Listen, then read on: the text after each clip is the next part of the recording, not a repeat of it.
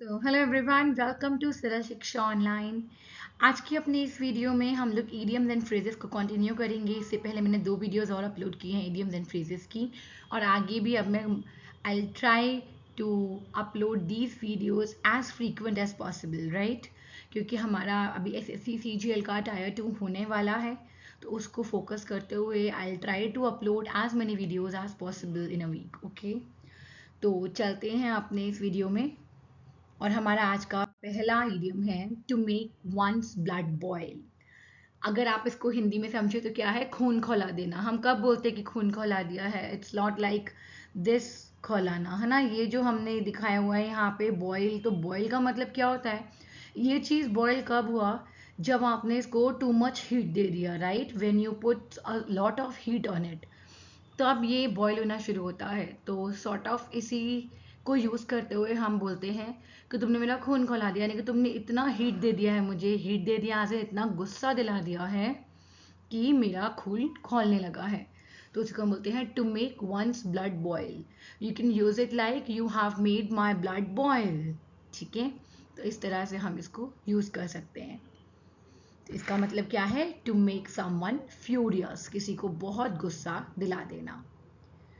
Next है to make a mountain of a molehill to give great importance to little things. तो आपका idiom है ये, to make a mountain of a molehill. ठीक है ना, जिसको आप हिंदी में बोलते हैं तिल का पहाड़ बना दिया। ठीक है, वही चीज है। तिल मतलब आप बोल रहे हो कि बात है हमारी इतनी सी, और आपने उस बात को इतना बढ़ा दिया। ठीक है, तो जब हम छोटी छोटी चीज़ों को इम्पोर्टेंस देके, बेसिकली ये ना आपका पॉजिटिव सेंस में नहीं यूज़ होता है, इसको नेगेटिव सेंस में ही यूज़ किया जाता है। ठीक है, जब आपका छोटा सा कोई मतलब डिस्प्यूट हुआ है और आपने उसको इतना बड़ा, एक कितना झगड़े में कन्वर्ट कर दिया है, then you can say she has made a mountain of a molehill. ठीक है, so to give importance to the little things. चलते हैं आगे। नेक्स्ट है hand in glove. Hand in glove का मतलब होता है in close relationship. In close relationship, जब आप किसी के साथ बहुत ही क्लोजली काम कर रहे होते हो या किसी के साथ क्लोज होते हो काफ़ी, तो आप बोल सकते हो उसको hand in glove, hand in glove situation. तो हैंड इन ग्लव आपका यूज होता है when you are working very closely with someone और you are very close to someone. अब ये कैसे यूज हुआ? When you wear glove in your hand, जब आप अपने हाथ में ग्लव्स डालते हो, तो वो दोनों कितने क्लोज होते हैं, है ना? तो हम बोलते हैं कि भाई हैंड के उतना क्लोज तो कोई आया ही नहीं जितना ग्लव आया, राइट? उसको यूज करते हुए हमने उसको, इस फ्रेज को यूज किया फॉर क्लोज रिलेशनशिप। ठीक है, नेक्स्ट चलते हैं आगे। अ क्लोज शेव। अ क्लोज शेव का मतलब होता है अ नैरो एस्केप। एक, सपोज एक चोर है ना, उसने चोरी कर ली, चोरी करके पुलिस आ गई, और जैसे ही पुलिस पहुंची उसके पीछे, वो भाग गया। यानी कि बस पकड़े जाने वाला था और वो बच गया।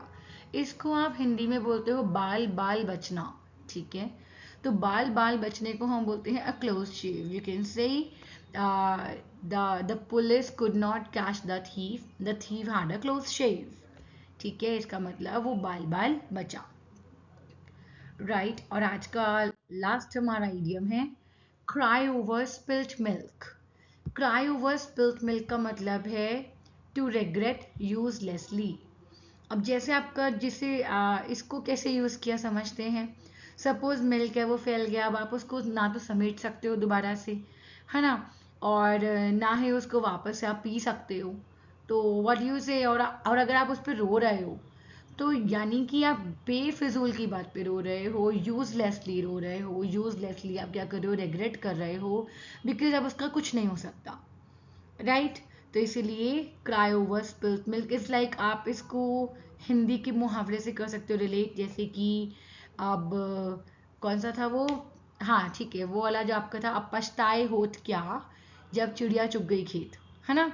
तो सॉर्ट ऑफ वैसा ही है ये इंग्लिश का, cry over spilt milk, to regret uselessly. अब आप कुछ नहीं कर सकते, उसमें वो काम हो चुका है। तो फाइन, आज जैसे हम 5 इडियम्स एंड फ्रेजेस के साथ आए, अब मैं next to next day, I guess, yes, अब एवरी ऑल्टरनेट डे पे इडियम्स एंड फ्रेजेस का वीडियो डालूंगी। और stay tuned Okay, and happy Diwali to everyone. Okay, all the best.